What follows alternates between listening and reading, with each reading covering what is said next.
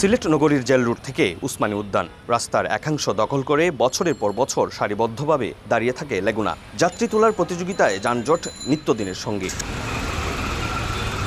নেই tax token, fitness কিংবা বৈধ রোড পারমিট। প্রতিদিনই ঝুঁকি নিয়ে যাত্রী বহন করছে এসব যানবাহন। নির্ধারিত নিয়ম না মেনে অতিরিক্ত যাত্রী তোলা, দ্রুতগতিতে চলা আর যত্রতত্র থামা সব মিলিয়েই তৈরি হচ্ছে এক ভয়ঙ্কর পরিস্থিতি। গায়ের জুড়ে ওইটা একজন ড্রাইভার বললো আমরা গরিব যাইমু কসুরি সুট্টান পারবো। ছোট ছোট বাচ্চা এগুলা বয়স হয় না, তারা লাইসেন্স কেটা দেয়। নগরীতে লেগুনা সবচেয়ে বেশি চলাচল করে বন্দরবাজার থেকে টিলাগড় হয়ে জৈন্তাপুর, নগরীর কোর্ট পয়েন্ট থেকে মদিনা মার্কেট হয়ে গোবিন্দগঞ্জ, জেল রুট পয়েন্ট থেকে উসমানী উদ্যান পর্যন্ত রাস্তার একটা অংশ দখল করে গড়ে উঠেছে লেগুনার অবৈধ স্ট্যান্ড। সেখানে রশিদ ছাপিয়ে প্রতিটি লেগুনা থেকে নেওয়া হয় চাঁদা। আমরা কোনো স্থান নাই, আমরা স্থান নাই করি তোমার লোক আমরা এক গাড়ি সিরিয়াল দেয়, এক গাড়ি সিরিয়াল মতো আমরা লই লই আবার এই আমরা এটা AKS অর্জন করলো গিনেস ওয়ার্ল্ড রেকর্ডস।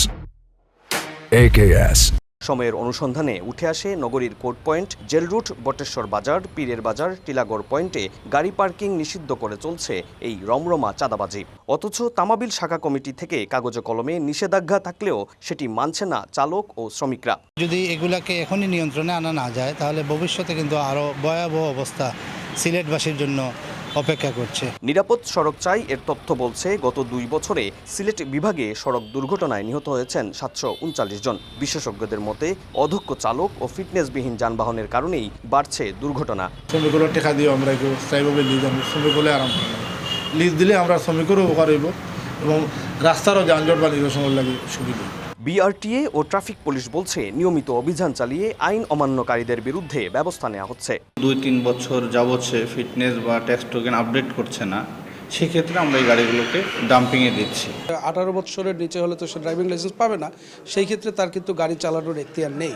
তো আমরা সেই ব্যাপারগুলো আমরা নজরদারিতে রেখেছি। বিআরটিএ তথ্য বলছে সিলেট নগরীতে বৈধভাবে নিবন্ধিত লেগুনার সংখ্যা 2104টি। দিনের পর দিন এভাবেই সড়ক দখল করে গড়ে উঠেছে লেগুনার অবৈধ স্ট্যান্ড। তবে প্রশ্ন থেকেই যায়, কোথায় নজরদারি? নগরবাসী বলছে দ্রুত পদক্ষেপ নিলে কমতে পারে জনভোগান্তি। অপু বণিক, সময় সংবাদ, সিলেট।